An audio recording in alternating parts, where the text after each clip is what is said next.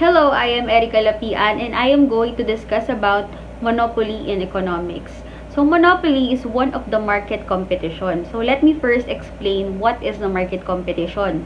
Competition is the rivalry between companies that sell similar products or services with the goal of achieving revenue, profit, and market share growth. Market competition motivates companies to increase sales volume by using the four components of marketing mixture. In the industry of business, entrepreneurs must find a solution to be ahead on their competitors, just like what Jollibee does to McDo, or Goldilocks versus the Red Ribbon, or Coke versus Sprite. But there are different types of market competition. The perfect competition, monopolistic competition, oligopoly, and the monopoly. So this competition differs from these characteristics. Number one, the number of producers. Second is the degree of product differentiation. Third is the pricing power of producers.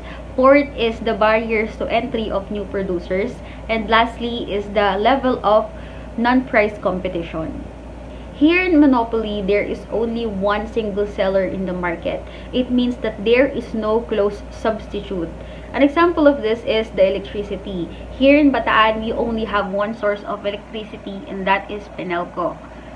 But then, if Penelco rises its price at the peak where people cannot consume it anymore, then people might find a solution like buying generators or solar panels. Therefore, monopoly has a substitute, but it has no close substitute. Another characteristic of monopoly is that it is a price setter than a price taker.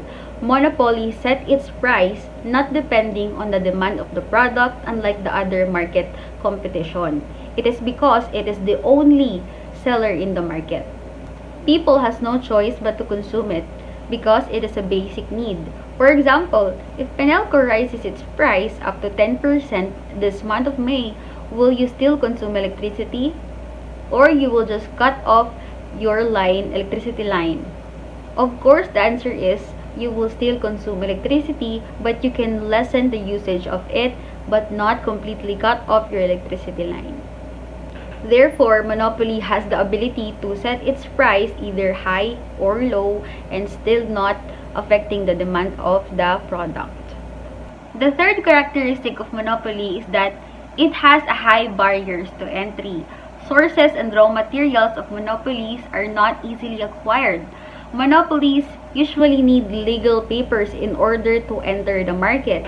An example of this are the government licenses like the LTO. And the last characteristic of monopoly is that it maximizes its profit. In order to understand more about monopoly, I will show you this graph. This is the graph. Here you can see the sloping downward graph of demand and marginal revenue. But marginal revenue is below that demand. It is because monopolies can sell their products either high or low, but can still have a good amount of demand. And in this graph shows the economic profit. It is determined when price is greater than the average total cost. The monopolies have produced the elastic region of its demand curve. In this region, the marginal revenue is greater than 0. This is a graph of the total revenue. This graph shows the total cost. This graph shows the economic loss, which is determined when price is lesser than the average total cost. And this graph shows the deadweight loss. Monopolies cannot price discriminate. It means that monopolies need to meet the market equilibrium in order to avoid deadweight loss, which is a loss of economic efficiency. Here we can see how big the area of price discrimination economic profit. When monopolies are setting prices uncontrollably, only the government can interfere with its price changes. Thank you for listening. That is all for Monopoly in Economics.